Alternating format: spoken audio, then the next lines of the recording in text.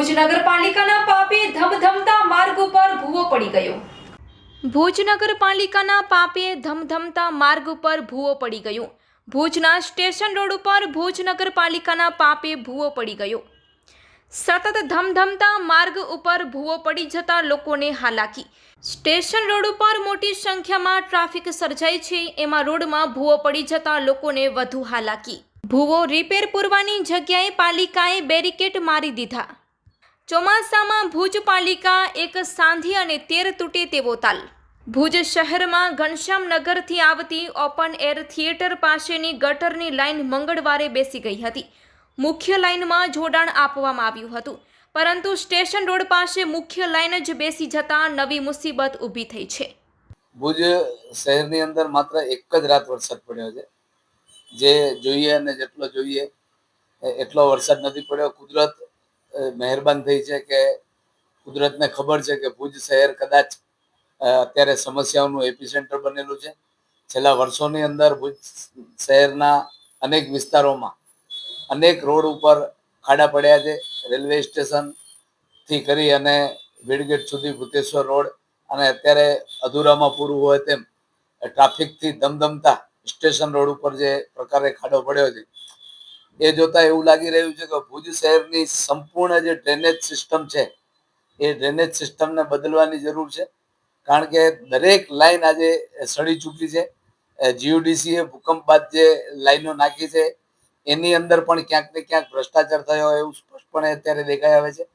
અને બીજું કે અત્યારે જે કોન્ટ્રાક્ટરો છે, નગરપાલિકાનું કહેવાનું એમ છે કે આ જ કોન્ટ્રાક્ટરો કામ કરી રહ્યા છે, બીજા કોઈ કામ કરવા માટે તૈયાર નથી.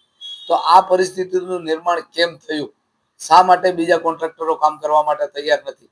એ સદા આખી જે બાબત છે એની સ્પષ્ટપણે કલેક્ટર સાહેબના નેતૃત્વમાં તપાસ થવી જોઈએ.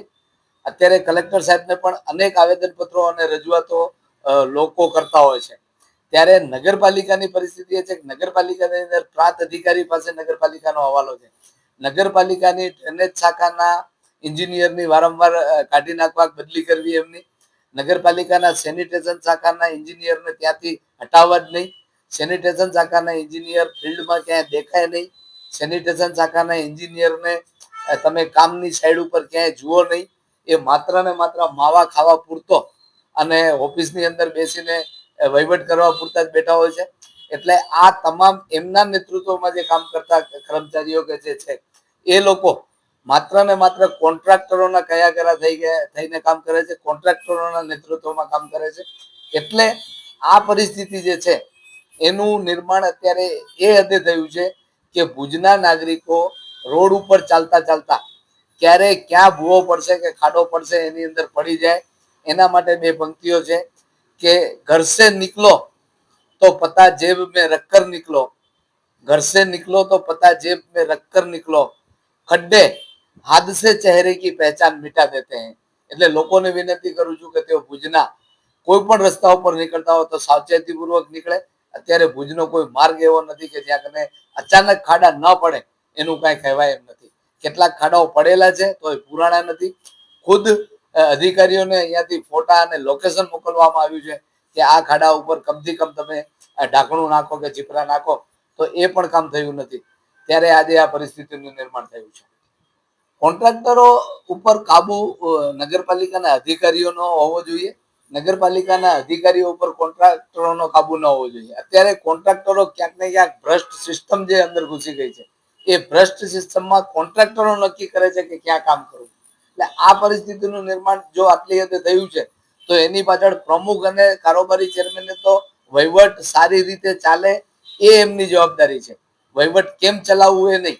એટલે વહીવટ સારી રીતે ચાલે એના ઉપર દેખરેખ રાખે અને એમની એ જવાબદારી છે. પરંતુ આમાં ક્યાંક ને ક્યાંક એ લોકો પોતાની ફરજ ચૂકી રહ્યા છે અથવા તો એમને આ બાબતનો ખ્યાલ નથી. એટલે નગરપાલિકાના મુખ્ય અધિકારી ની જ જવાબદારી છે કે એ એમના તાબાના કર્મચારીઓ ક્યાં કેવી રીતે કઈ રીતે શું કામ કરી રહ્યા છે એનો રોજે રોજનો ડિટેલ અહેવાલ એમની પાસે હોવો જોઈએ. નગરપાલિકાના અગાઉના મેં ખુદ પણ 10 વર્ષ નગરપાલિકામાં નોકરી કરી છે. અચરજ લાગે છે કે પહેલા પ્રમુખનો અમને ફોન આવતો કે ભાઈ આ જગ્યાએ સમસ્યા થઈ છે, કે ચેરમેન સાહેબનો ફોન આવતો કે આ જગ્યાએ સમસ્યા થઈ છે, તમે ટીમ લઈને પહોંચો. આજે નગરપાલિકાના કર્મચારીઓ અધિકારીઓ એમને જાણ કરે છે કે ભાઈ આ જગ્યાએ સમસ્યા થઈ છે, ત્યારે એ લોકો ત્યાં પહોંચતા પણ નથી. એટલે ખૂબ જ દુઃખદ બાબત કહેવાય કે ભુજ શહેર અત્યારે કઈ દિશામાં જઈ રહ્યું છે અને લોકો હજી કેટલી હાલાકી ભોગવવાની છે એ લોકોને કદાચ કુદરત જાણતી હશે.